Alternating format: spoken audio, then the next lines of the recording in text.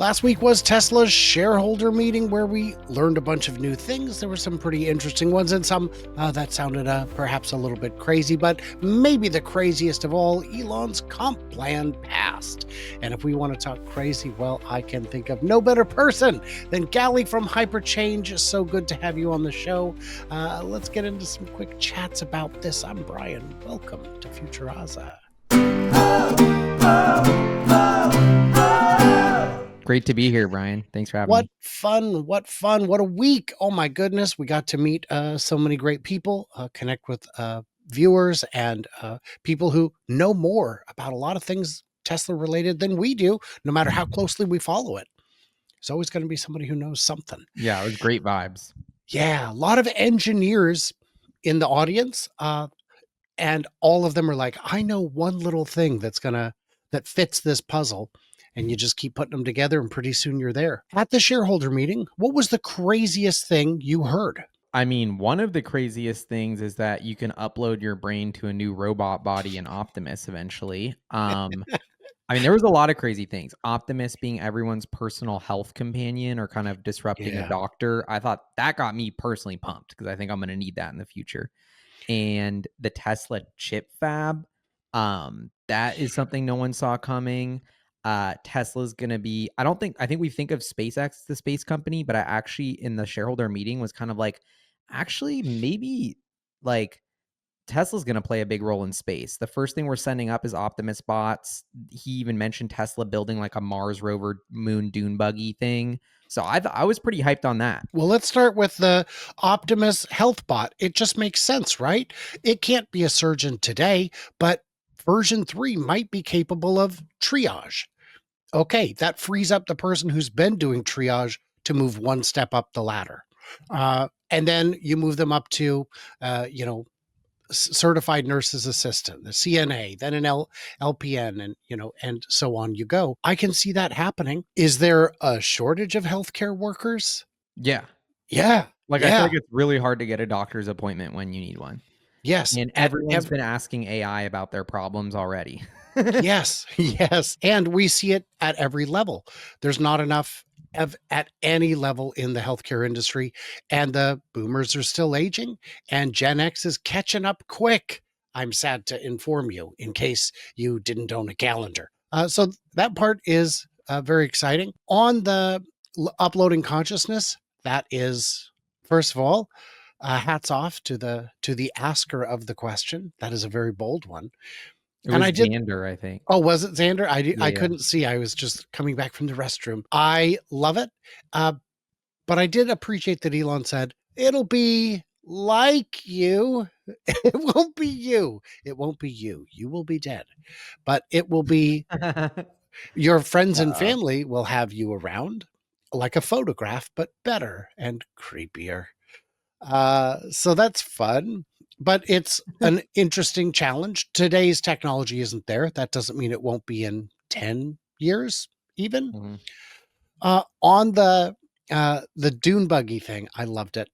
I loved it. There are people who've been saying, "Oh, they're just going to send Cybertruck to the moon and Mars as is." It's like, no, it would be it would be different. Then, of course, we have to talk about the votes. Were there any of the votes that surprised you? Let's start with the board members reelected. Surprised? No. No. I I follow the company pretty closely. You do as well. I don't. Who do you like better? I don't know. I think they're doing a fine job. Yeah, the Tesla board is actually really good. People don't give them a lot of credit, but they're cool, I think. And they really get the vision and they're in it for the right reasons. And I feel like it's kind of the DNA of the company. The people I've seen who take issue with the board of directors, they're yes men, they're rubber stamps. Also say, and they're unqualified. And if you look at their list of qualifications, they are not unqualified. They Yeah. all have previous experience that you and I do not. And I think you and I would also make good board directors, but I think they're better. Yeah. No, they're very legit. Like if you met them in person, you'd be intimidated. These are like powerful, very successful, very smart, thoughtful people. Yes, agreed on all counts. Then we get to, let's start with the shareholder initiatives that were voted on. I did enjoy the opportunity each one was given to pitch their thoughts. It was nice having Steve in the crowd to actually speak his out directly. That was a real surprise to me and him, it turned out, because when he came in, he saw that chair was reserved for someone. He didn't know it was reserved for him. Some of those initiatives were genuinely stupid. Would you agree? Yeah, and I mean, I think a lot of them, the shareholder proposals are a total waste of time because it's like just these weird, I don't know, kind of like technicalities, and then they're like phoning in a recording. It's like, I don't think that should be allowed. If you want to have a shareholder thing, like the minimum requirement should be you travel to Austin and do it in person. And if you're not even going to do that, then I don't know why we all have to listen. Like, I personally think it's total BS. So it's a little bit and that's a whole reason why people don't like being public companies, because Mhm. shareholders can, like, with such little effort, like, try to mess things up essentially, you know? And they really frame it like they're like, "Oh, we're going to do this like child labor audit thing." Where they and it's just like it sounds good, but it's actually just massively counterproductive and like adds a ton of work and isn't like Tesla's already doing their best in that regard. So I don't know, that was one example, but that No, yeah. that's a great example because uh, this year we even saw the cobalt. You know, it's the cars. So first of all, Tesla has been using more and more LFP batteries which don't have cobalt, and Tesla gets their Mhm. cobalt from Australia. You have a problem with child labor in cobalt mines. Why don't you talk to the companies that use that cobalt? Just thinking out loud here, doesn't make any sense. There was one of the votes where the the petitioner got to play the recording, and he was saying that yes, even though Tesla has improved on all these metrics and is showing great progress, I still people in the audience were laughing because do you hear yourself? Now, the big one. I don't know if you heard, but Elon's compensation plan was up for a vote. Oh, oh, you did hear about that. Heard about it. Heard a little. Yeah, a little bit. It may have been mentioned by a person or two out there. I'm not surprised it passed. I was telling people based on the institutional movement we've seen, based on what you and I know of the retail community, even the big voters, the people who opposed it don't have shares, so they don't get to vote. What surprised me a little is that it didn't pass by 73% like in 2017 or 72% like it did in 2024, but this new one was over 75%. And I would argue our eyes are wide open. Yeah. And I think part of it was because Elon voted. So he Mm, voted for this time. So that added to it a little. But even with that, it was CNBC actually came out with an incorrect article about it, saying it would have been like 66%. But then you have to adjust the denominator if he right. doesn't vote as well. So I think it was still around the 70-ish percent range. And I mean, that's a pretty strong thesis, especially when you consider that most of the people against it were kind of just like going against it because of the recommendations of like the fact that that was a 75% approval against the recommendation of Glass Lewis and ISS or whatever, the recommendation proxy firms. Like, that's like, you can't get a stronger win than that. Like, because that has people just automatically vote with them. And we had to overcome all of that and still got 75%. So I think it's pretty resounding. I would agree. And now that it's not in Delaware, perhaps a supermajority is sufficient.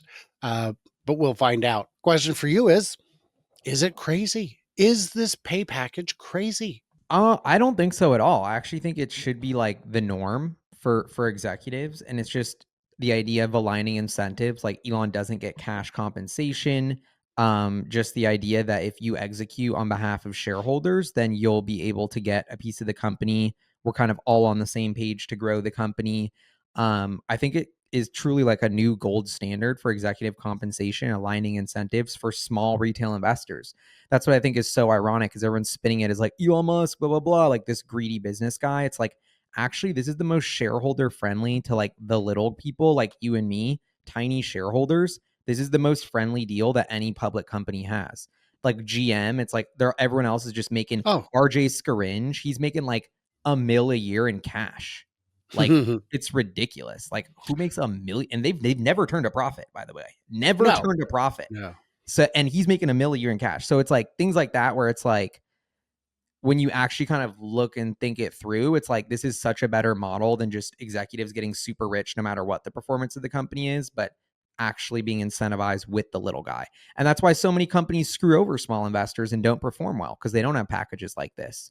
And so, I voted for it, so, and I'm pumped it passed. You look at someone like Peter Rawlinson, who got a $273 million stock compensation in a single year while bleeding money from the eyes and selling, I don't know, 2,000 cars, maybe. That's egregious as well. So it's how the stock comp plan was written.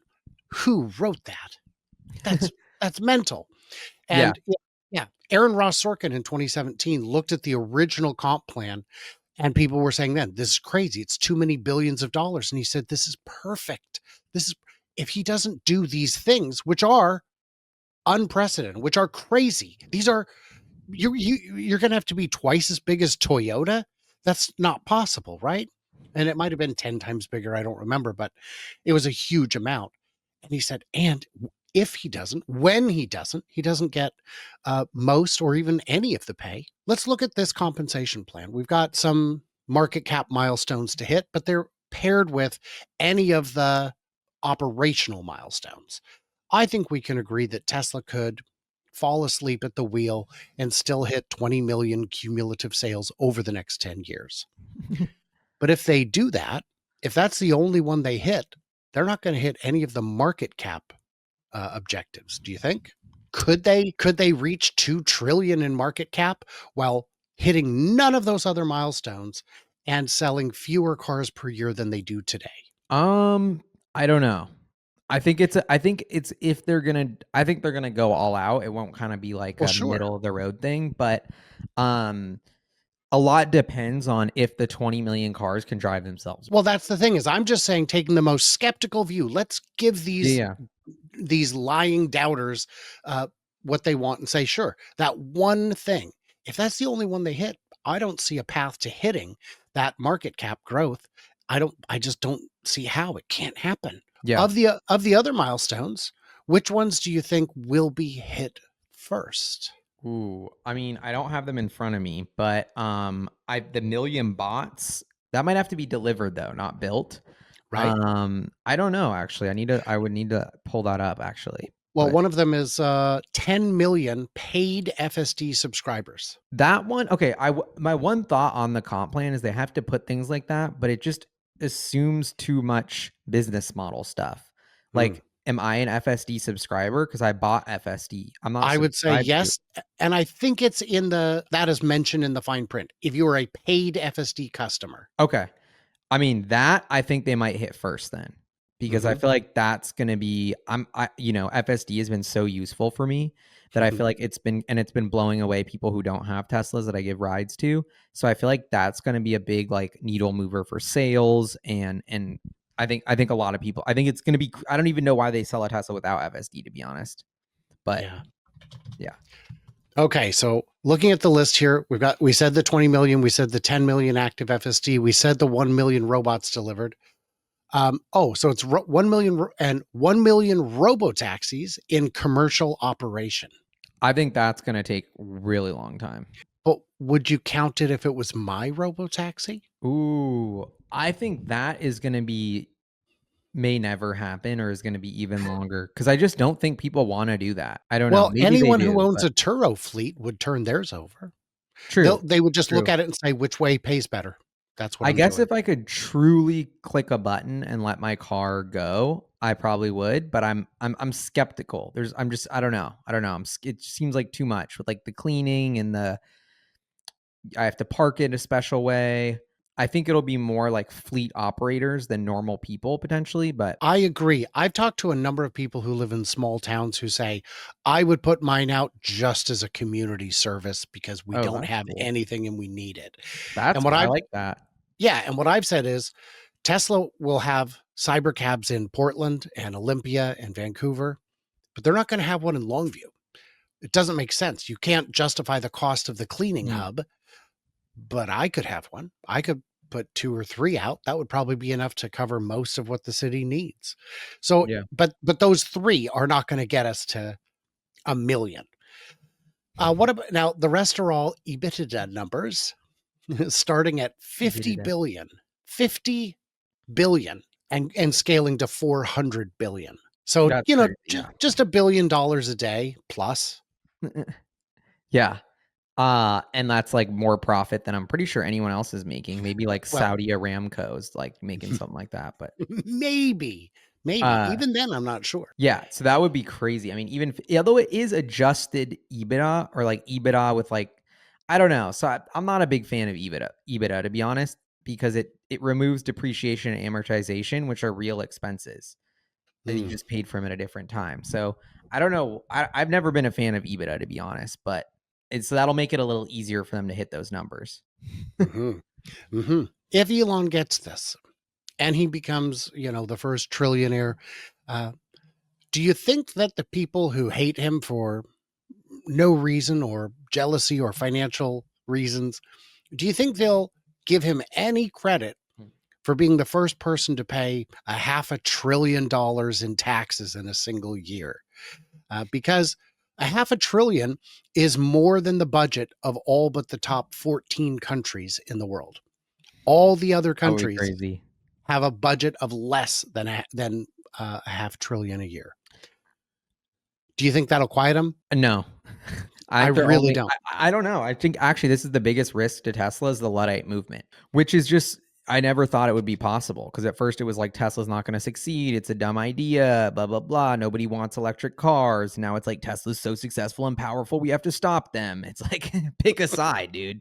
So, I actually am very worried about that. And I think it's like I like have a lot of like disdain for politicians and people that like weaponize information to try and make Elon seem bad. Like this $1 trillion pay package is getting blasted. He hasn't made any of it. Like even my girlfriend was like, what do you think about Elon getting paid $1 trillion?" I'm like, well, he hasn't got paid anything. We need to like double the value before he's even remotely even potentially paid. And Right? if we're assuming he's making $1 trillion, we're assuming Tesla's by far the world's largest company. So, Ever. but I thought Elon Musk, you guys ever thought he was an idiot. So it's just like it just like doesn't hold up to 2 cents of thinking. And but at the same time, like people are super emotional and they're behind a screen and like AI is really smart at writing words to manipulate. And I just think it's a huge issue, honestly, that the person who's contributed the most value to society, like, so many people think of him as the villain for that. Like I just think that's a massive miscalculation. And I think if you had like of all the things for Elon's empire to go wrong and his contributions and him, the one thing I would have never expected is that he would accomplish everything and the humanity's one issue would be not to accept those contributions. Like Mhm. that would have never crossed my mind as a possibility. Yeah, that's weird. What I said to the people who hate him is, look, you've got a couple weeks left before the cutoff for voting. Here's what you need to do. Buy so much stock that your vote will actually carry weight. Go on, do it. I'll wait. And they didn't. But the advice I gave them after that was if you really hate Elon, vote yes, because you know he can't do it. So he's going to have to work for 10 years for free. That'll show him. And they weren't impressed with that line of thinking either. I guess I'm just too sophisticated for them, Gali. Uh, any closing thoughts? We are going to be coming back probably tomorrow with a second discussion where we're going to talk about some of the all other exciting companies that are either complementary to Tesla or in adjacent or complementary businesses, things like that. But any final thoughts on this whole shareholder meeting and or compensation plan? Yeah. So my final big thought here is like this, I said the Luddite movement was the biggest risk to Tesla. At first, it was not paying Elon. He hasn't been paid for 8 years. Just like we got to retain our star player on the team. And we just locked up our star player with a massive contract for years and years. And he's like all in. So that is a big, big win for Tesla shareholders. And I just feel like Elon's on offense and just, he was riffing on all his crazy future ideas. You can tell he's ready to let all of his potential and innovation be unleashed within Tesla now because of this new vote.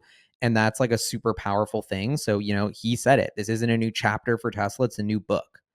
And it's a big deal. Like it's a really, really big deal. Like Black Mirror is going to be real. Like we're having robots everywhere. We're having self-driving cars. Like the future is now coming fast, and Tesla's going to build it. And I think it's fun to see. It's fun to see them be on offense with nothing holding them back. I love it. Gali, thank you so much, guys. If you haven't checked out Hyperchange in a while, he's publishing some great stuff these days.